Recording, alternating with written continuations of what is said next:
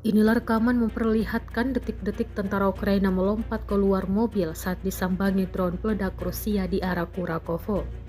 Rekaman detik-detik serangan diunggah di Telegram pada Rabu 29 Januari 2025. Dalam keterangan unggahan disebutkan prajurit Ukraina melompat keluar dari mobil untuk melihat dan menghindari drone tersebut. Selain menabrak pickup, drone juga sukses menghabisi senjata meriam dan minibus angkatan bersenjata Ukraina di dalam hanggar.